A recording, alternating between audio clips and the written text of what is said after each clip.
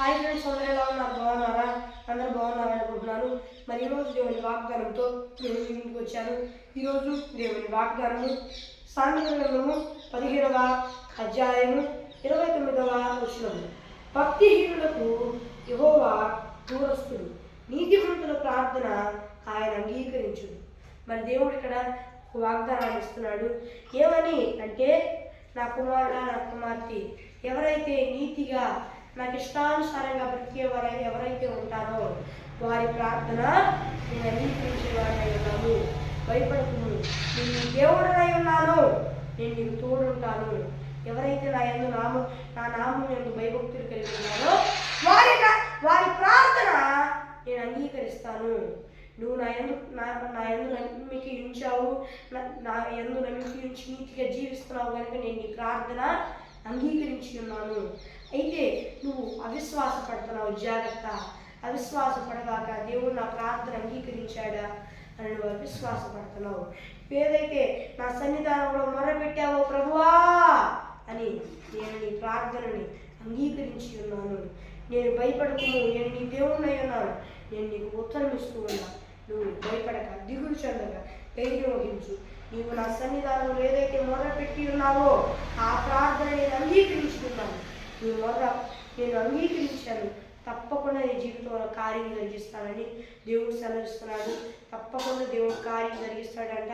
మరి అయితే సాతాను గాడి ఈ మధ్యలో ఏం చేస్తాడంటే అవిశ్వాసం పుట్టిస్తాడు. ఏమనంటే, నువ్వు నీతిమంతుడివేనా, దేవుడు నీ ప్రార్థన ఎందుకు అంగీకరిస్తాడులే, అక్కడ ఏమైనా ఉంది, అయినా దేవుడు వాక్యంలో నీతిమంతుడేనా ఉంది, అయినా నువ్వు నీతిమంతుడివా అనేలాంటి అవిశ్వాసపు ఆలోచన పుట్టిస్తాడు. ఆ ఆలోచనకి ఏమాత్రం కూడా లోపడవాకండి. మరి దేవుడు చెప్తున్నాడు ఏమనంటే, నేను నీ మొర్ర అంగీకరించి ఉన్నాను. నీవు నా రక్తము చేత కడగబడిన నీతిమంతుడవు, నా రక్తము చేత కడగబడ్డావు కనుక నీవు నీతిమంతుడిగా తీర్చబడ్డావు. నేను నీ ప్రార్థన అంగీకరించా. భయపడకము, దిగులు చెందకము, నేను నీ దేవుడినై ఉన్నా, నన్ను నమ్ము దేవా, నువ్వు కార్యం చేస్తావు నా జీవితంలో. నేను చేసిన మనల్ని అంగీకరించావు, త్వరలో నీ కార్యం చూడబోతున్నానని నమ్ము. నేను తప్పకుండా నీ జీవితంలో కార్యం చేస్తాను. నేను ప్రభువుకు యెహోవాను, నిజ దేవుడును అని దేవుడు సెలవిస్తున్నాడు. ఫ్రెండ్స్, ఫ్రెండ్స్ ఈరోజు దేవుని వాగ్దానము మరి చిన్న ప్రార్థన చేసుకుందాం. పరలోకమందున దేవా, ఈ వాగ్దానం ద్వారా సూటిగా స్పష్టంగా ఈ బిడ్డలతో మాట్లాడేందుకు వేలాది కోట్ల స్తుతులు స్తోత్రాలు చెల్లిస్తూ ఉన్నాను నాయన.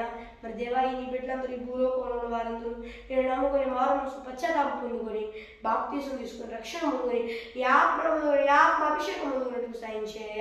మరి దేవా యేసయ్య, ఒకవేళ పొందుకొని కూడా దారి తప్పితే మరలా మారుమనసు పశ్చాత్తాపం పొందుకొని రక్షణ పొందుకొని ఆత్మను పొందుకొని ఈ ఆత్మ అభిషేకం పొందుకున్నట్టుకు సహాయం చేయ. యేసు నామములో అడుగుచున్నాను నా పరలోకమందున తప్పలేదు.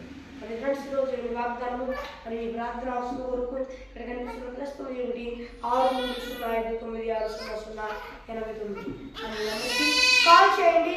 మరి ఒకసారి ఇంగ్లీష్లో చెప్తాను. +916305960089 అనే నెంబర్కి కాల్ చేయండి. మరి ఒక దేవుని వాగ్దానంతో మరి కలుద్దాం. అందువల్ల కృపాశ్రమ అందరికీ తోడై నడిపించునుగా. ఆమేన్. Praise lord.